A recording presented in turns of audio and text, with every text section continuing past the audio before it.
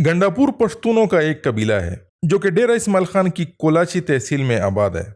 मेरी नॉलेज के मुताबिक किसी गंडापुर पश्तून की सबसे पुरानी तस्वीर कशी 1816 में की गई है, यानी आज से 210 साल पहले।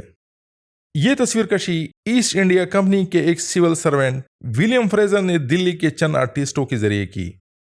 इस पेंटिंग में चंद पश्तूनों को दिखाया गया है जो कि दिल्ली में घोड़े बेचने आए थे। इस ग्रुप का सरबराह एक दौलतमंद ताजिर तैमूर खान था जो कि दराबंद कस्बे का बाशिंदा था और मियाँ खेल कबीले से ताल्लुक रखता था। विलियम फ्रेजर की ओरिजिनल इंस्क्रिप्शन के मुताबिक एक्सट्रीम लेफ्ट पर जो शख्स खड़ा है उसका नाम गुल खान था और वो एक अफगान यानी पश्तून था और उसका ताल्लुक कोलाची या गंडापुर इलाके से था। अंग्रेजी में जो इंस्क्रिप्शन है उसके मुताबिक गुल खान गंडापुर के ज़िम्मे खेमाजानी का काम था। 1908 में बनाई गई इस ड्राइंग में ज़खाखेल अफरीदियों को दिखाया गया है जो कि ऊंचे चट्टानों से नीचे अंग्रेज फौजी कैंप पर फायरिंग कर रहे हैं।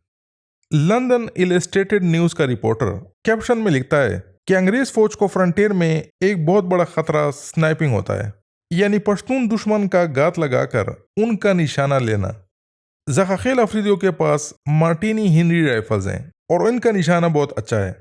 उनकी पहुंच से दूर चट्टानों में बैठकर वो अंग्रेज फौज को बहुत तंग करते हैं। ये ज़खाखेल ही थे जिन्होंने 1897 में तिरा में नॉर्थम्पटन की पूरी रेजिमेंट का सफाया कर दिया। इसी मौके पर यानी फरवरी 1908 में ज़खाखेलों के हीरो मुल्तान खान ने अंग्रेज फौज के एक दस्ते पर सख्त हमला किया और उनको काफ़ी नुकसान पहुंचाया और वो खुद भी जख्मी हुआ।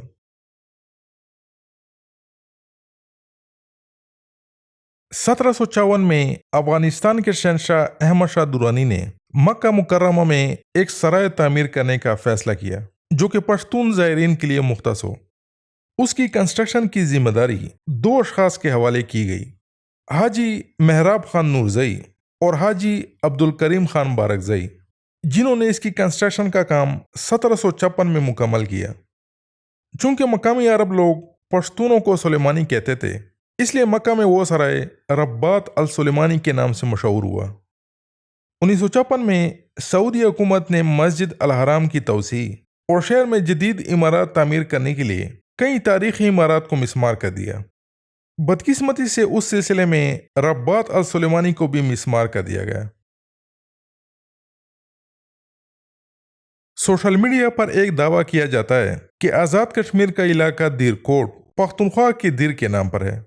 ये कि 1947-48 में दीर से आए हुए पश्तून गाजियों और शहीदों के एजाज में मकामी कश्मीरियों ने इस इलाके का नाम दीरकोट रख लिया।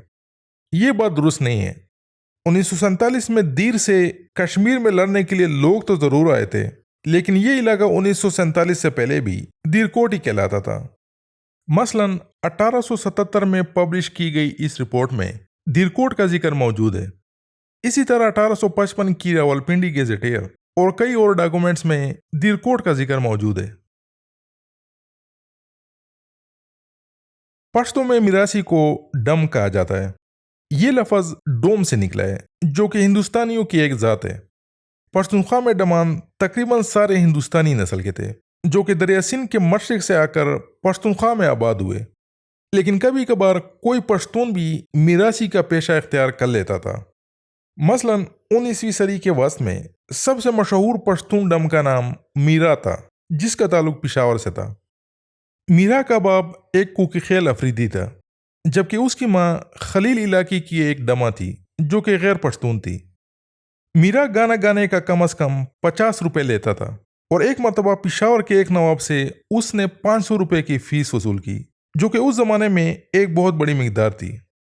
डमान के अलावा पख्तूनख्वा के दिगर कारीगर लोग भी नस्लन पश्तून नहीं बल्कि आमतौर पर हिंदुस्तानी हैं।